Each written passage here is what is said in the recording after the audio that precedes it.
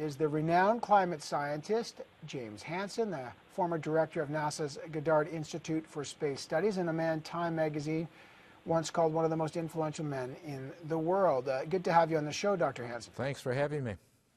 Canada's Natural Resources Minister was in Washington, D.C. He's in there, Washington, D.C. this week, making the case for the oil sands and the Keystone XL pipeline. He's called comments you've made nonsense and exaggerating, specifically when you said this comment that if Canada proceeds with oil sands development and we do nothing, it will be game over for the climate. He says you're a crying wolf and it is nonsense. How do you respond? Well, the science is very clear. There's a lot of carbon in the unconventional fossil fuels, the tar sands, the tar shale, fracking for gas. We can't burn that without guaranteeing that our children and grandchildren will have a situation that's out of their control. And frankly, I think that he's beginning to get worried because the Secretary of State, John Kerry, is well informed on the climate issue, and he knows that his legacy and President Obama's is going to depend upon whether they open this spigot to these very dirty, unconventional fossil fuels. We can't do that without guaranteeing disasters for young people and future generations. Let me play you a clip of Joe Oliver when I asked him about this on Power and Politics yesterday. I want to get your response. Here's what he said yesterday. In this case, he knows what he's talking about, and he exaggerated and frankly, went way overboard. And I think he probably regrets that. I think it's hurt his credibility. But much more importantly, it focused attention on something which isn't the biggest issue. Okay, let me ask you: do you regret it? Has this hurt your credibility? Not at all. The carbon that we get from these unconventional fossil fuels, they're finally getting it right. The new environmental study that has just come out admits that we get much more carbon from these tar sands than we get from conventional oil. It also does a lot of damage within Canada to the local environment. It simply does not make sense to develop that resource. And if we build that big pipeline, it means that it will eventually come out of the ground. We really have to stop it for the sake of young people and future generations. But here's what he told me, and he said this repeatedly. He said the reason you, Dr. Hansen, are an exaggerator and are crying wolf, he said greenhouse gas emissions from the oil sands production in 2011 represent 0.1% or 1/1000th of total emissions. The entire oil sands emissions are less than the emissions originating from coal-fired electrical plants in Missouri,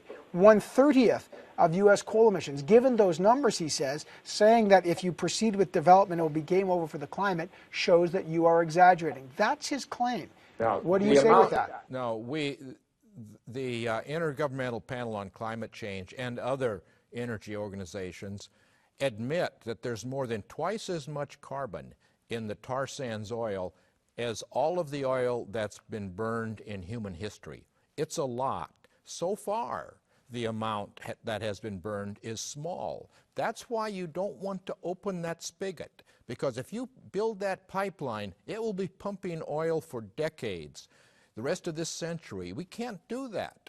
It doesn't make any sense. It makes much more sense to put a price on carbon, and so we can move off of fossil fuels to clean energy. But Dr. Hansen, I get it. I'm just going to put one last, because you know this has been a big subject, this debate between the Minister of Natural Resources and you, and I've challenged him on this, and I just want to put it back to you. He's saying it's not that he's against doing something for climate change, he says, but he's simply saying that it's game over for the climate if you develop the oil sands and build Keystone is an exaggerated claim. Would you refine that, your statement? What I have said is that burning the unconventional fossil fuels will be game over. And the spigot that opens them up is the Keystone XL pipeline. There's a lot of carbon in the tar sands. There's also tar shale. We can't burn that either. We have to leave these extremely dirty unconventional fossil fuels in the ground. he would argue that the dirtier fuel is coal that the U.S. burn. What would you say to that? Coal, we also must leave most of the remaining coal in the ground if we're going to stabilize climate within a century. So I have been, in fact, spending a substantial amount of time helping the case to try to stop the export of coal from the west coast of the United States. Coal is also dirty. Coal, tar sands, tar shale, those are the dirtiest fossil fuels on the planet. All right. Let me ask you one. The minister also said this. I'm just trying to make sure I get your response because he's had an opportunity to speak and I want to make sure you can respond. He says this, the U.S. is going to need oil for a long time. He says, why don't they get it from a partner? He calls it with a quote. These are his words. I'm not endorsing them. I'm just telling you them. A world-class monitoring program. By the way, that's controversial here in Canada.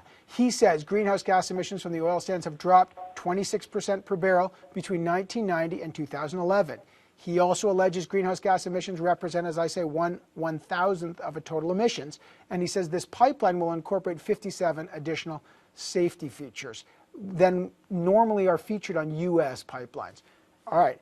Given what he says there, what do you say to Joe Oliver? We don't need that extra tar sands oil. If we put even a modest rising price on carbon emissions, $10 a ton, going up $10 a ton for the next 10 years, we will reduce our carbon emissions 10 to 11 times more than the amount that would be carried by the Keystone XL pipeline. So what we have to do is have policies that make that oil unnecessary, and that's easy to do with just a modest increase, a carbon price, money which should go to the public. If we did that, we could move to clean energies of the future.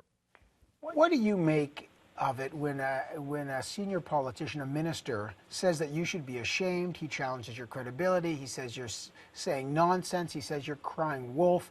What do you say when a minister says all that about your comments and your work? What's your response? That shows that they're getting desperate. They realize that the Keystone XL pipeline probably will not be approved because the Secretary of State and the President are beginning to realize what the implications that has for young people and future generations.